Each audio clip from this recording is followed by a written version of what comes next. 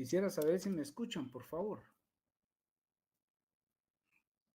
Buena tarde.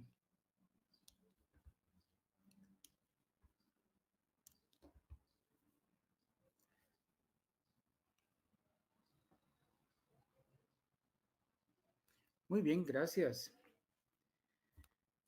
Estoy consciente de que el partido del Barça está muy interesante, pues, pero nuestra obligación es compartir en este momento a través de clases virtuales nuestros conocimientos. Sin embargo, entiendo quienes son aficionados al Barça. Espero que pierdan, no es una broma. Es una broma. Muy bien, entramos en materia. En la reunión anterior entramos a conocer la prueba que ya viene siendo un tema que va a ser objeto de evaluación para el examen final. Sin embargo, conocimos su definición, la prueba como verificación. Pregunto aquí, ¿a quién le toca verificar la prueba? Por favor.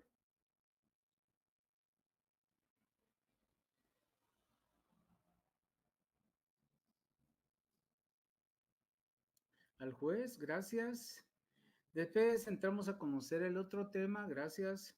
La prueba como convicción, ¿a quién hay que convencer? A través de los medios de prueba, ¿a qué entendemos que convencer?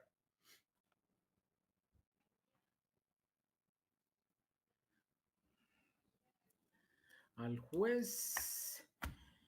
Seguíamos con la ordenación lógica de los medios de prueba. Hemos comentado de que no hay una ordenación lógica precisamente de esos medios de prueba. Sin embargo, cada uno de las partes procesales cree que es oportuno presentar sus medios de prueba, que sean idóneos, contundentes, que tengan eficacia, ¿sí? Y dependiendo la clase de juicio que se esté ventilando, así serán los medios de prueba que crea que es necesario presentar. Sin embargo, hay una pequeña clasificación de 3 donde se determina que la ordenación lógica de los medios de prueba inicialmente aparece como la prueba directa por percepción. Es decir, aquí hay una vinculación del juzgador con los medios de prueba directamente e inmediata. Y el más reconocido, el más contundente, el idóneo, el que ha prevalecido desde este punto de vista, es el reconocimiento judicial. Después entramos a lo que es la prueba directa por representación y manifestamos que hay dos medios. Uno es mediante documentos y otro es mediante relatos.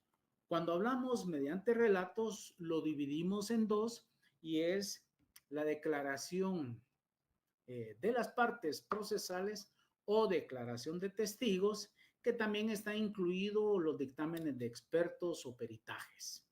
Sin embargo, cuando hablamos de esta prueba directa por presentación, por representación, sabemos que los documentos es contundente, porque ahí hay hechos pasados que sirven como medios de convicción para convencer al juez de que los hechos con las pruebas y, y la petición sean congruentes, cuyo propósito conlleva de que el juez emita una sentencia que en derecho corresponde, apegada a la ley.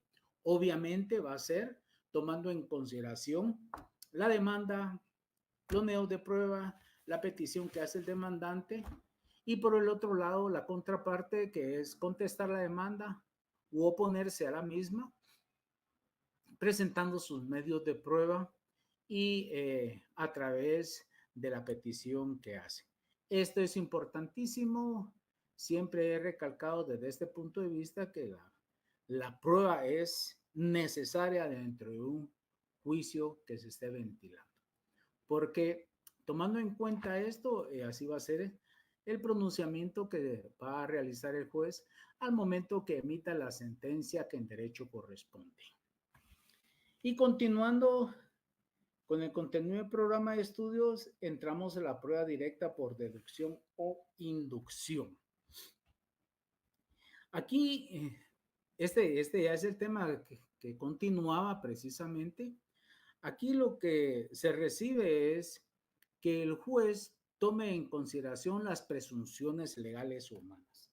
¿Dónde están reguladas las pretensiones legales y humanas? Por favor, ¿cuál es el fundamento?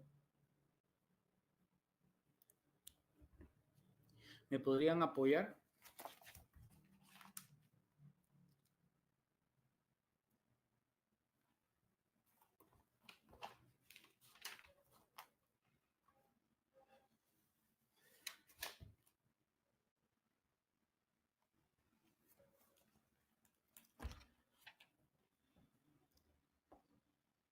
La presunción se apoya en una sucesión eminentemente lógica de ciertos hechos con relación a otros hechos. Es una vinculación, ¿sí? Por eso es una presunción. Entonces, tenemos la presunción legales y humanas. ¿Dónde está regulado? ¿Cuál es su fundamento legal?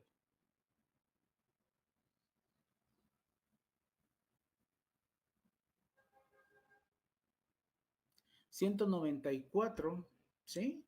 Gracias, Stephanie.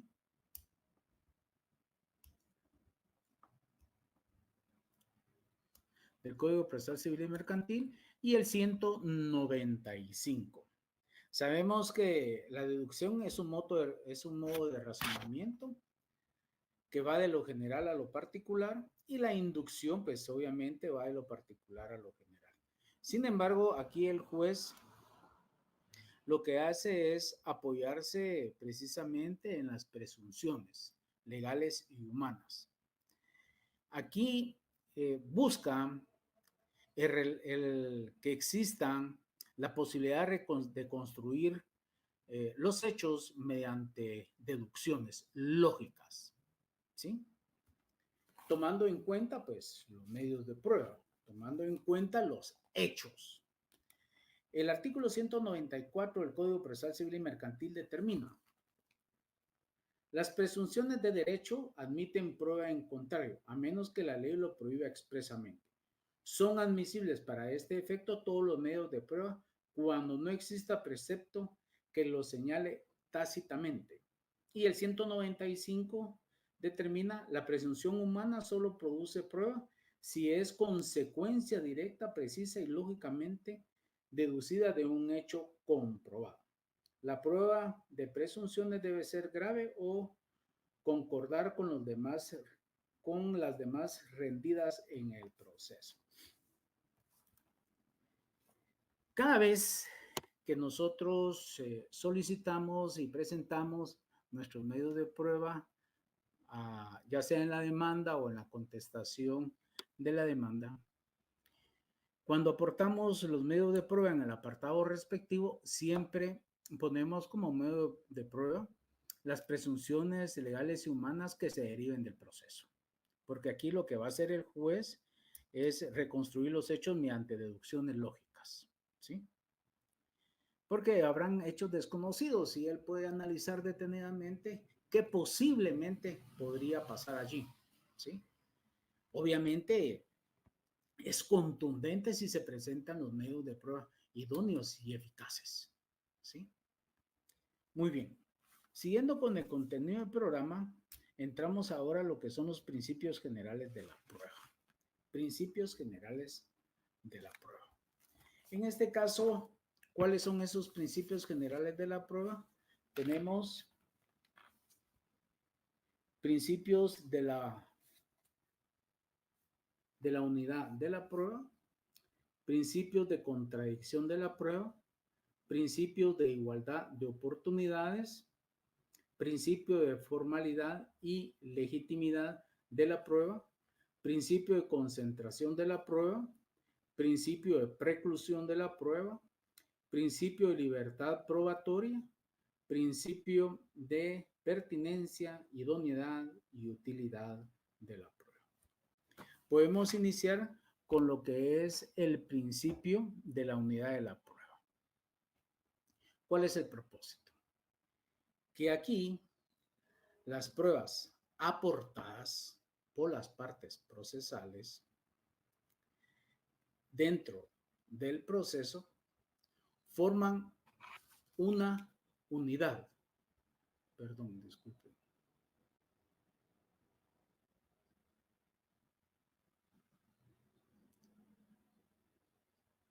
Que me apareció algo aquí. Ya, perdón, disculpe. Muy bien, repitiendo.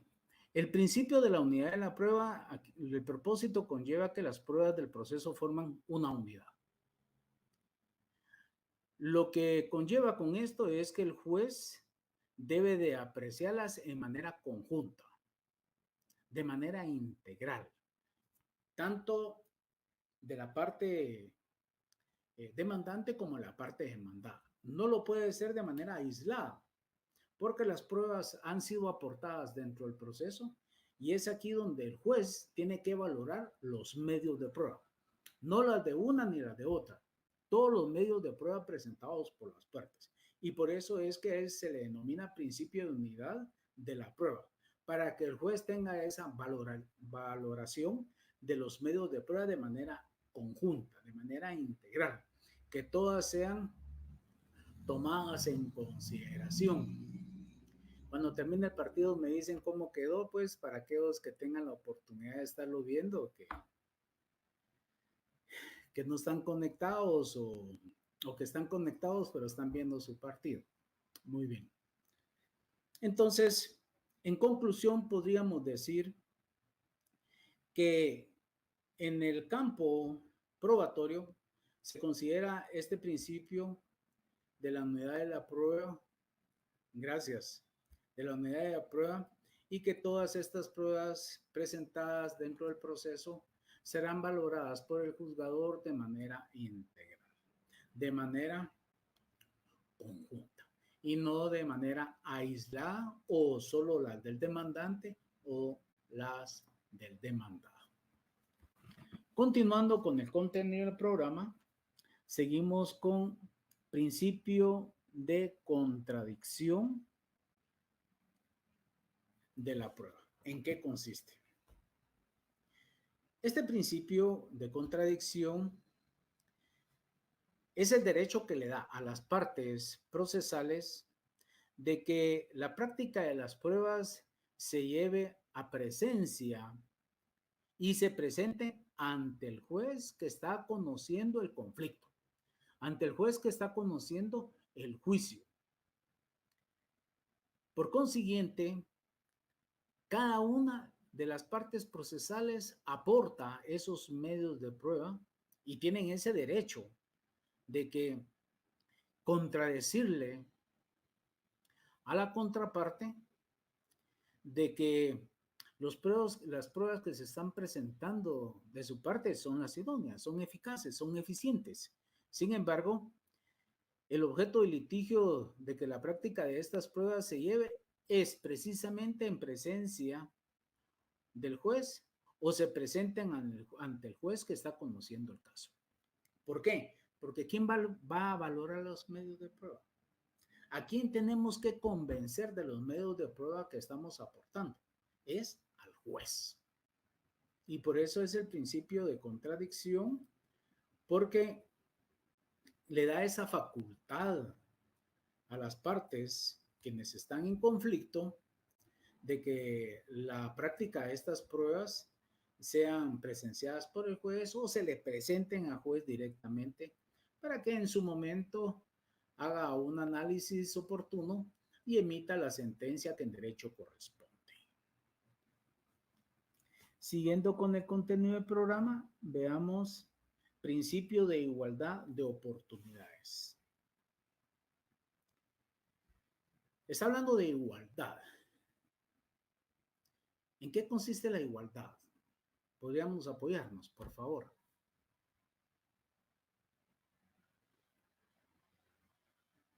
¿Qué es igualdad?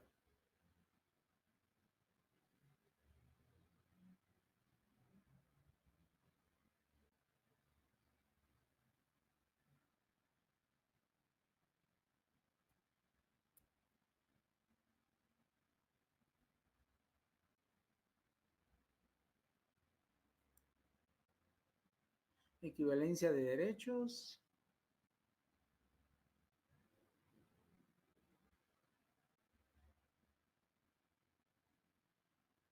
que todos posean las mismas oportunidades, no pueden tener preferencia por algo, es decir, eh, no puede haber preferencia por el demandante o demandado, ¿sí? Aquí es que las partes tengan la misma posibilidad de presentar sus medios de prueba ante el juez que está conociendo del proceso. Las partes tienen que ser tratadas en iguales condiciones desde el punto de vista legal.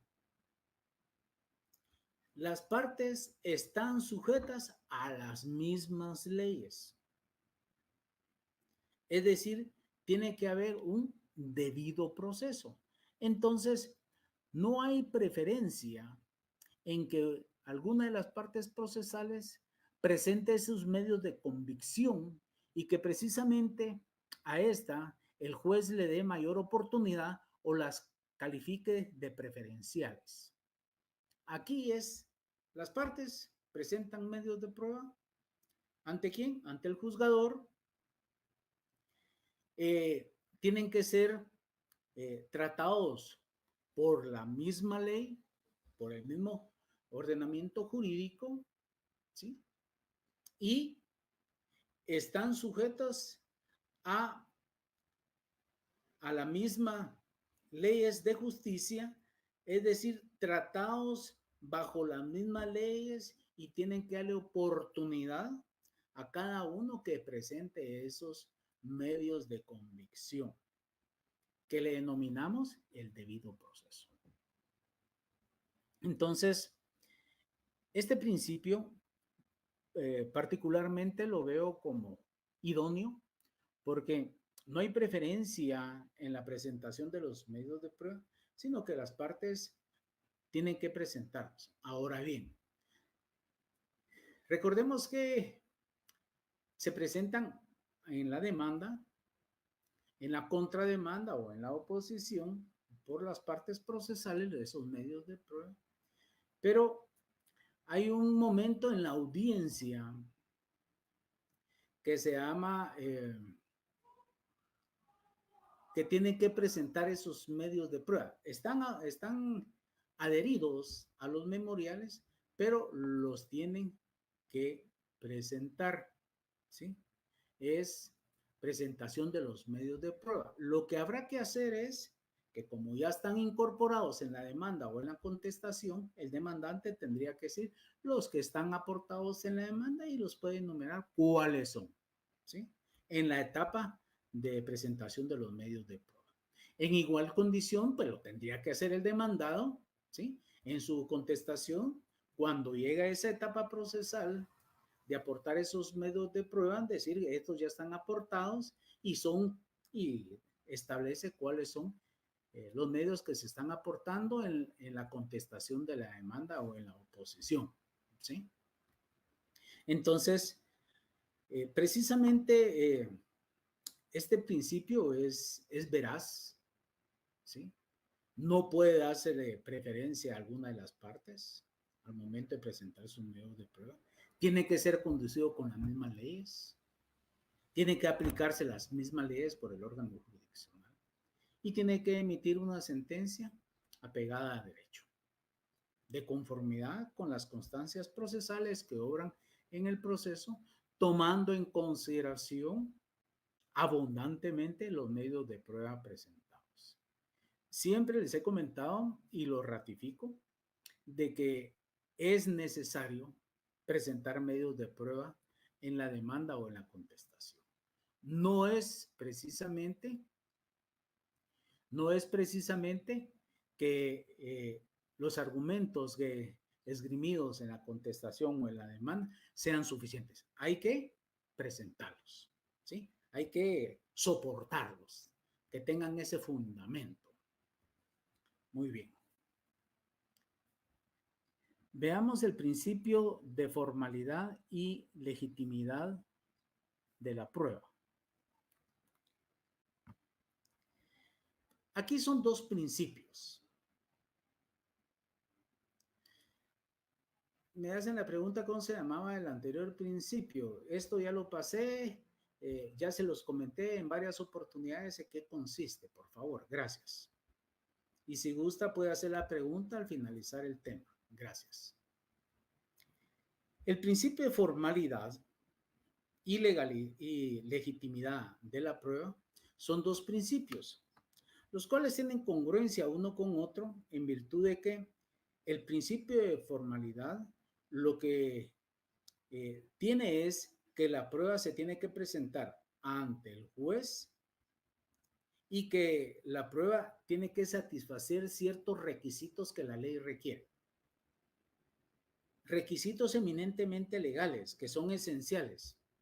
Y el propósito es que el juez los verifique, que tenga el juez suficientes elementos de juicio para emitir esa sentencia. Pero este principio de formalidad es satisfacer ciertos requisitos que la ley requiere para presentar los medios de prueba. Y la ley, dependiendo del juicio que se esté ventilando, ¿saben ustedes en qué momento tienen que presentar esos medios de prueba y revestirlos con, con requisitos esenciales, legales? ¿Sí? Ahora, ¿cuál es este principio que requiere esos requisitos? Es el principio de formalidad. Sin embargo, cuando presentemos las pruebas, no tienen que ser que lleve dolo o que lleve algún error o violencia, medios de prueba, ¿sí? O que sean inmorales. Tienen que ser eficaces para que el juez los valorice. Porque si no los valora, el inconveniente será de que como no satisface esos requisitos que la ley requiere, los puede desechar. Entonces, cuando entramos al principio de legalidad de la prueba, ¿quién tiene que presentar la prueba? Pregunto.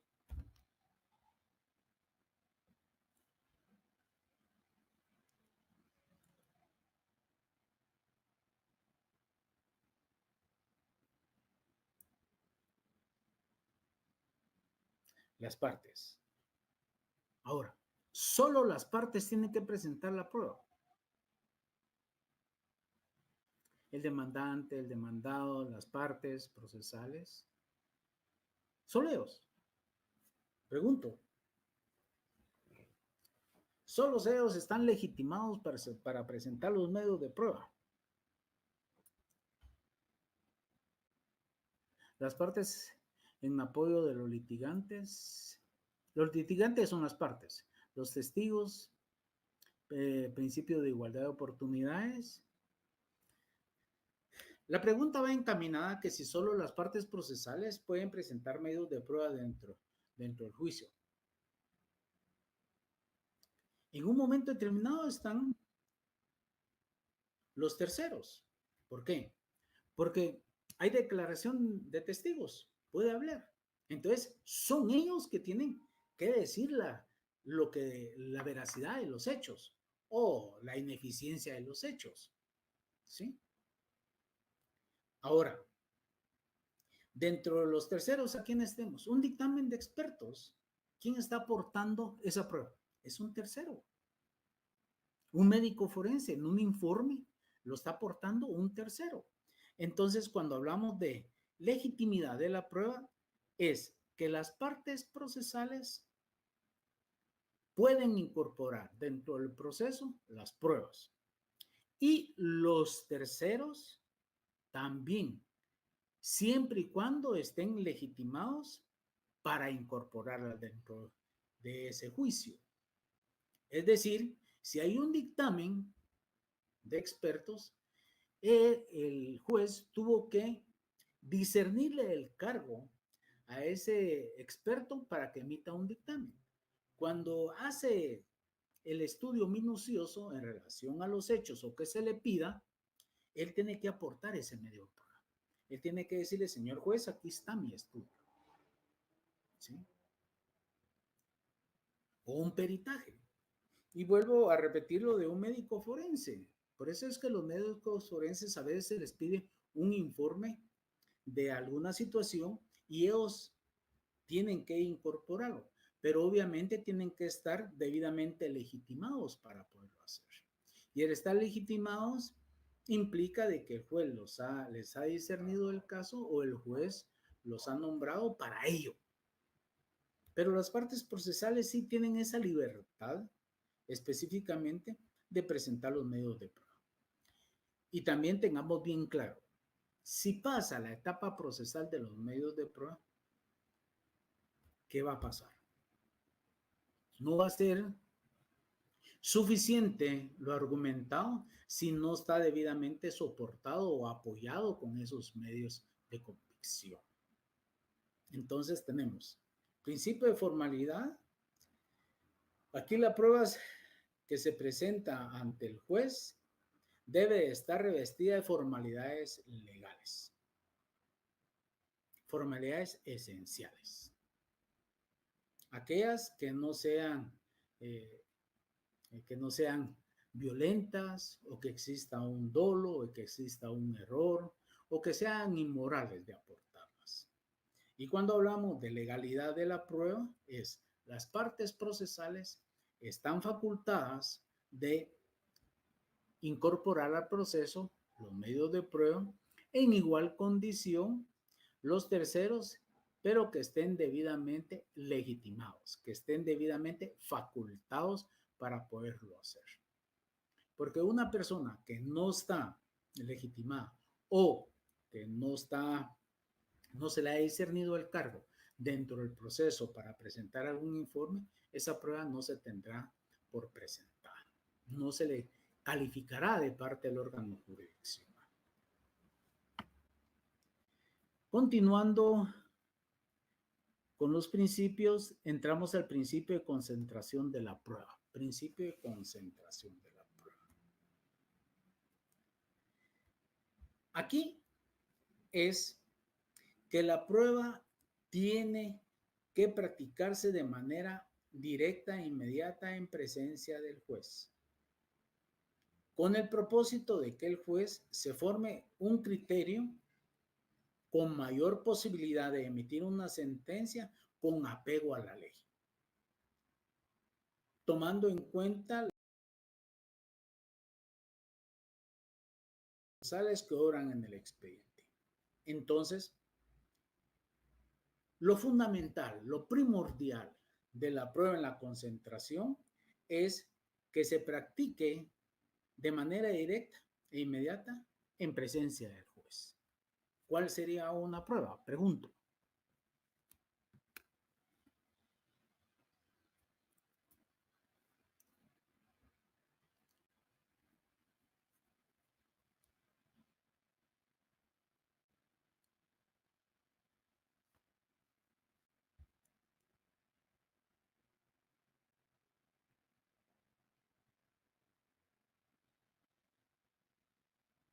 Declaración testimonial.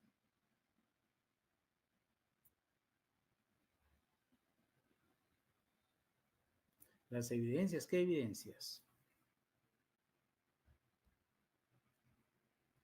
Un documento.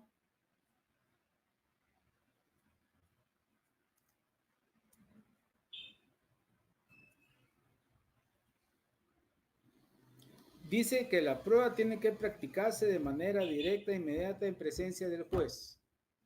¿Cuál es la contundente? Ya lo platicamos en la clase anterior.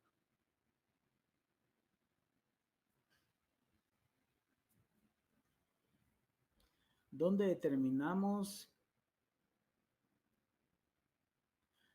la prueba directa por percepción.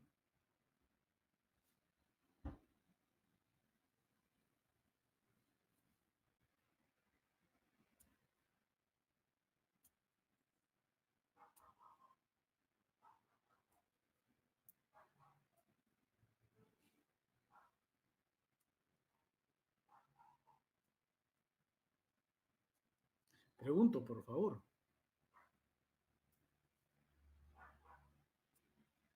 Reconocimiento judicial. Ahí es en presencia directa, se está practicando en presencia directamente, ¿sí? Él está tomando nota directamente. Entonces, un reconocimiento judicial, ¿sí?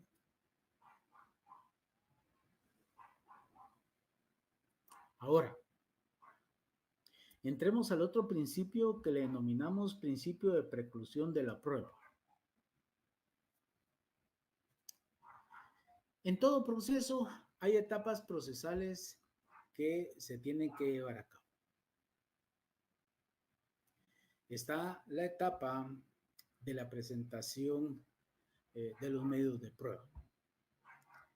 Aquí tiene el derecho las partes procesales de presentar sus medios de prueba, de aportarlos en su respectiva etapa que la ley señale, que es en la recepción de los medios de prueba, en esa etapa procesal. Si en caso no lo presente en esa etapa, se le pasó la etapa, no quiso hacer, ¿qué pasaría? Pregunto.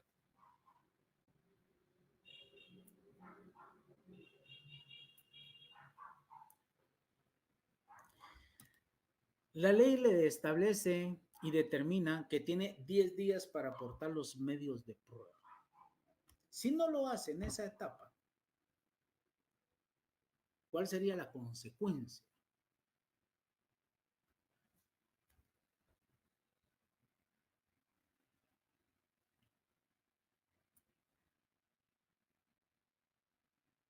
No se aceptan porque ya pasó el tiempo establecido, esa es una consecuencia que no se ha tomado en cuenta, totalmente de acuerdo, que ya no se puede presentar porque se continúa en otra etapa, no se toma en cuenta, continúa el proceso, perder el derecho de defensa. Muy bien. La ley nos establece etapas procesales y está la etapa de la presentación o aportación de los medios de prueba. Y repito, determina la norma que son 10 días para poderlos presentar. Si usted no lo hace dentro de esos 10 días, se le extinguió ese derecho, perdió ese derecho por no haberlos aportado dentro del tiempo establecido y por lo tanto le precluyó su derecho, le pasó su tiempo. Y esto va en detrimento dentro del desarrollo del proceso para la parte aquella que no los haya presentado. ¿Sí? Lo oportuno es que si la ley señala un tiempo determinado y le da un plazo, hay que hacerlo. Porque si no lo hace, se le extinguió, perdió, dejó pasar ese tiempo y por lo tanto el principio de preclusión de la prueba ya no tiene, ya tiene un efecto en virtud de que el tiempo fue eh, el que la ley le estableció, pero usted no presentó los medios de prueba. Pierde esa facultad, pierde esa potestad de poderlos presentar. Aquí hay que tener poner mucha atención en virtud de que depende del juicio que se esté llevando a cabo, es oportuno y la ley le determina cuál es el tiempo de presentar los medios de prueba.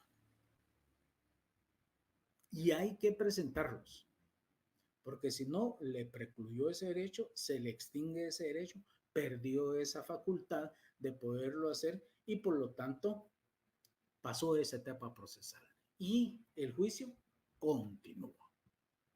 Y lo que viene después de la aportación de los medios de prueba es precisamente que se emita una sentencia. ¿Y el juez qué va a tomar en cuenta? Los medios de prueba que estaban aportados. Y si una de las partes procesales no lo hizo, pues le precluyó su derecho. No van a ser tomados en consideración por el juez. Y la sentencia podría ser totalmente desfavorable. Por lo tanto, es obligación de que los medios de prueba se tienen que presentar en la etapa procesal que la ley le otorga, para que tengan una defensa debida. Muy bien. Continuando con los principios, entramos al principio de libertad probatoria.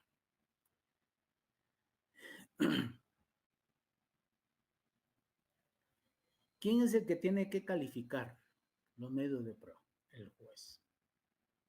¿A quién le tenemos que argumentar que los medios de prueba son idóneos? Al juez. ¿Quién es el que les tiene esa posibilidad de probar los hechos por cualquier medio lícito? Las partes procesales. ¿Sí? Entonces, principio de libertad probatoria. Los hechos que se presenten de manera indirecta o directa por las partes procesales deben de justificarse y por lo tanto el juez tiene la posibilidad de calificarlo si la prueba es suficiente o no. Las partes lo que tienen esa carga es que se les da la posibilidad en la etapa probatoria de probar los hechos por los cuales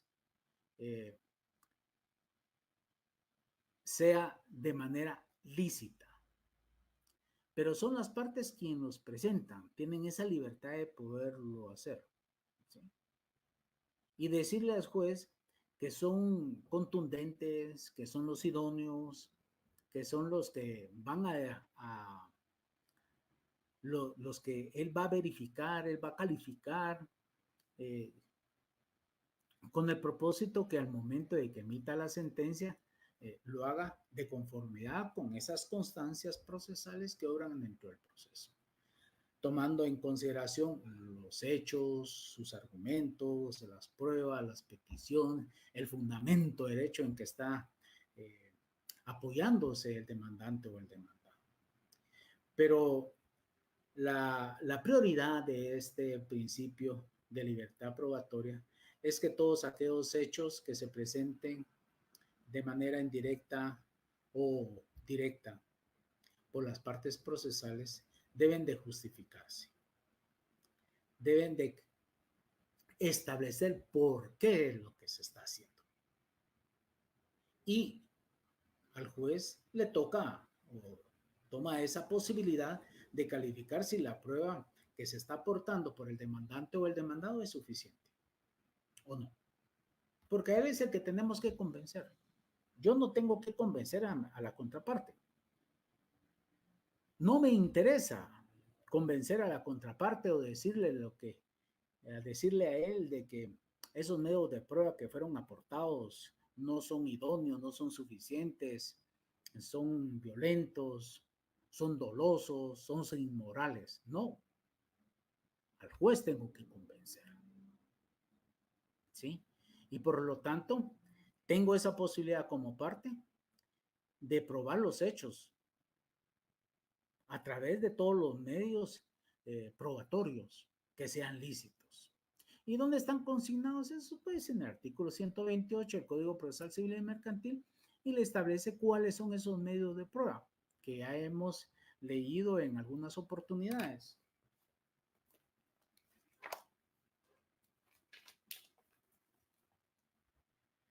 Artículo 128, medios de prueba. Son medios de prueba: 1, declaración de las partes; 2, declaración de testigos; 3, dictamen de expertos; 4, reconocimiento judicial; 5, documentos; 6, medios científicos de prueba; y 7, presunciones que son legales y humanas que ya hemos platicado. ¿Sí?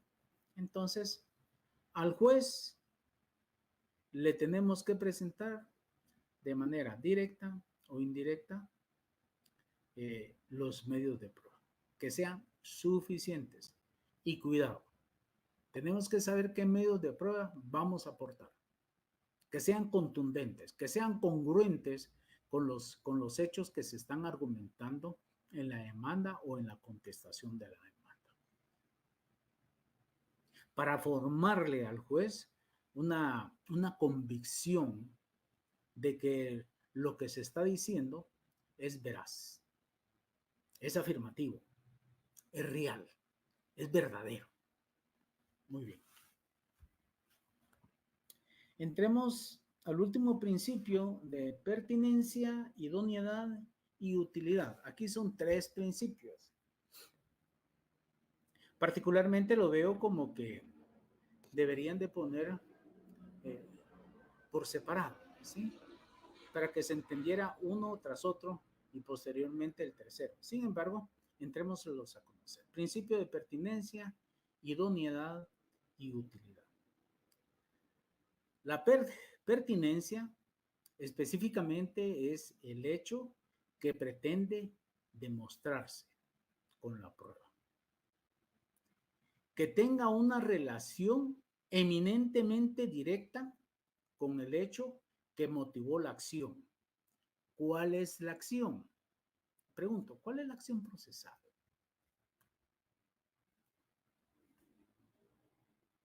Ya lo vimos que es acción procesal.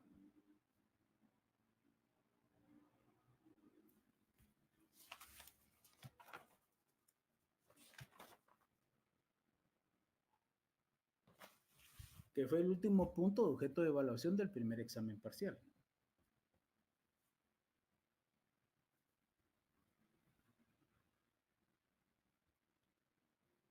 La demanda.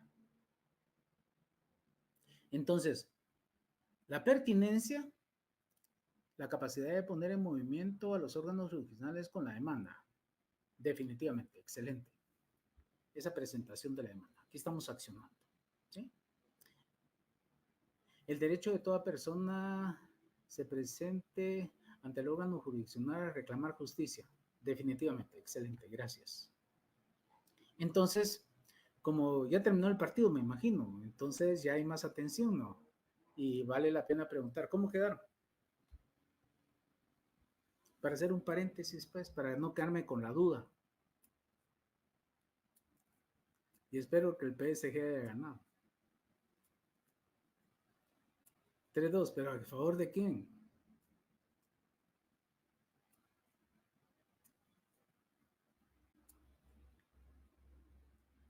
Ganó el Barça. No mucho le creo, sin embargo, bueno, y si ya varios lo dicen, está bien, está bien. Que me alegro por los que van por Barcelona. Qué bueno. Entonces, volviendo, por favor. Yo no,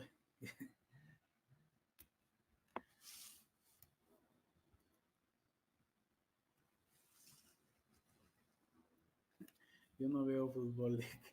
Bueno, es raro que no vea fútbol ahora. Es un entretenimiento mundial. ¿Sí? Lastimosamente gana el Barça. Bueno, bueno, le voy al Real, pues, y a los cremas. No, es broma, es broma. Bueno, ya cerremos el paréntesis, ¿sí? Vale la pena a veces hacer un poco de paréntesis para tratar algún asunto fuera de aula.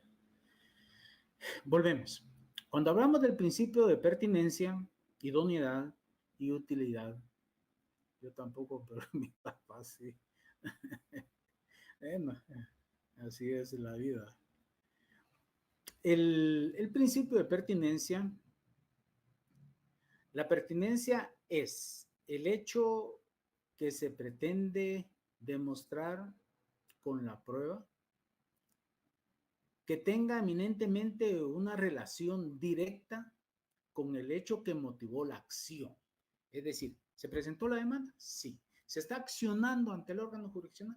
Sí, a través de la demanda. ¿Sí?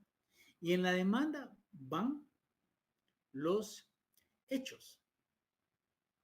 Y esos hechos que yo estoy manifestando en la demanda tienen que ser pertinentes, tienen que ser congruentes, tienen que tener esa vinculación, los hechos con los medios de prueba. ¿Sí? Porque si, si la parte que pretende demostrar no es pertinente la prueba con el hecho, se le llama impertinente. Pero aquí el propósito conlleva de que los hechos que se argumenta en la demanda cuando se inicia la acción procesal sean congruentes, sean vinculantes con la prueba. Y esa es pertinencia. Ahora, cuando hablamos de idoneidad, ¿sí? Que es el otro principio, aquí tiene una prueba que demostrar el hecho en asunto de derecho referente al medio de prueba. Es decir, que el hecho con la prueba tiene que ser también congruente, tiene que ser idóneo, porque yo no puedo solicitar en mis argumentos que, que una persona celebró un contrato de compra-venta a través de un documento privado y lo presento como medio de prueba. Porque la compraventa de conformidad con la ley tiene que llevarse a cabo en escritura pública. Es legal. Y la misma ley le establece todos aquellos documentos que tenga que inscribirse en cualquier registro tienen que presentarse en escritura pública. Ese requisito sine qua non, requisito indispensable, requisito legal, escritura pública. Entonces, yo no puedo aportar como medio de prueba idóneo si una compraventa se realiza en un documento privado. No es, no es congruente, porque está violentando una disposición legal del Código Civil donde determina que es en escritura pública. Por lo tanto, es, a mi criterio, fácil demostrarle al juez, hacerle ver cuál es el artículo o los artículos del Código Civil que determinan que todo documento que se va a inscribir en el registro, en cualquier registro, tiene que llevar en escritura pública. Y la compraventa es eminentemente un elemento de darle seguridad jurídica y que la ley así lo establece, de que tiene que presentarse en escritura pública. El documento idóneo y legal es a través de escritura pública. Si es a través de un documento privado o un acta notarial, ese documento no es idóneo, no es legal. ¿Por qué? Porque la misma ley determina que para que surta esa legalidad del documento es en escritura pública. Y ahora veamos el otro principio de utilidad. Toda prueba que se presente dentro del proceso que establece un hecho controvertido o conflictivo, lo que busca es que esté al servicio útil ese medio de prueba, que sea útil dentro del proceso, que lo utilice el juez y que convenzamos al juez. Si no le es útil al juez, posiblemente va a rechazar ese medio de prueba, porque no le va a servir, ¿sí? La utilidad conlleva que hay hechos controvertidos que aunque no se encuentren demostrados con otros, su fin será que la prueba debe de estar al servicio útil.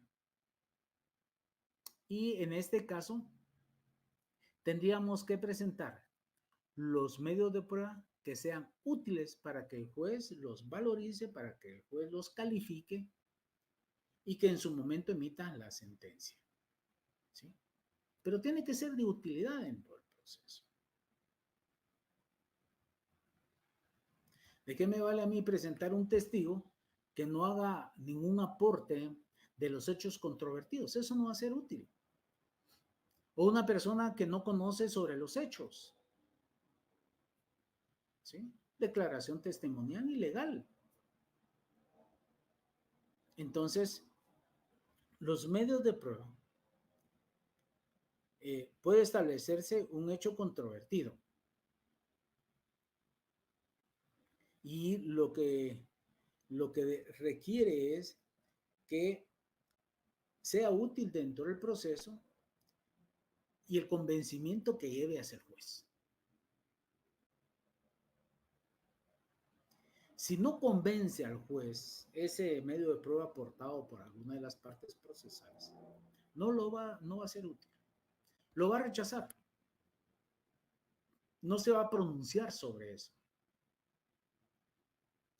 En conclusión, podríamos decir que todos los medios de prueba que se presenten al proceso tienen que ser congruentes con los hechos, tienen que demostrar la veracidad de los hechos, las afirmaciones de los hechos o las negaciones de los hechos, para que el juez los tome en cuenta y verifique y califique si esos medios de prueba son idóneos, son necesarios, ¿sí? son útiles para emitir el fallo final a través de la sentencia. Entonces, aquí los medios de prueba son esenciales dentro del proceso, ya sea por el sujeto activo o por el sujeto pasivo, pero son eminentemente esenciales. Tiene que satisfacer al juez. Tenemos que convencer al juez. Quien va a verificarlos va a ser el juez. No tenemos que convencer a la contraparte. No tenemos que convencer, si ustedes desean, a los terceros, porque no tiene objeto de. Tenemos que convencer eminentemente al juez para que a él le sirva y al momento de emitir su fallo, pues sea congruente, sea eficiente, apegado a los cánones legales, aunque bien sabemos de que en un conflicto siempre va a haber una parte ganadora y una perdedora.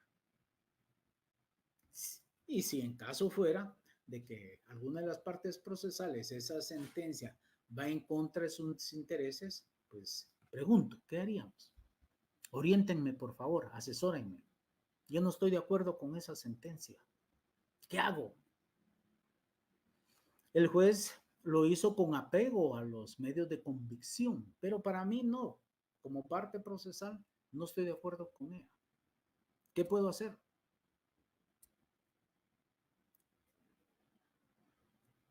Interponer un recurso. Se interpone. ¿Pero qué interpongo? Interpongo el recurso de apelación. ¿Sí? Así es. Y este ha sido conocido en primera instancia y el recurso de apelación, una vez interpuesto y que sea declarado con lugar, se va a una segunda instancia. ¿Sí?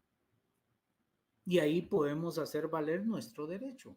El inconforme o el agraviado puede hacer valer su derecho y tratar la manera de convencer a los magistrados en la sala de apelaciones de que ese fallo emitido por primera instancia no es congruente, es contradictorio, no se tomaron en cuenta algunos medios de convicción y en su momento hacer mención sobre ello. ¿Sí? Pero lo esencial, y recalco, es que los medios de prueba sean contundentes, congruentes y que sean suficientes, idóneos, pertinentes, útiles, ¿sí? Dentro del proceso, para que el juez emita su fallo final. Muy bien, nos quedamos hasta aquí el día de hoy. El día viernes, si continuamos con clases virtuales, terminaríamos este punto que es bastante extenso. Y entiendo que nuestro examen lo pasaron para el 24, según me llegó la notificación.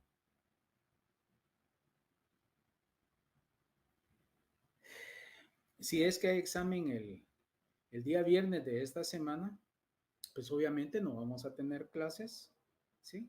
Sería viernes 12 martes 16, jueves 18, lunes 22 y nosotros seríamos 24.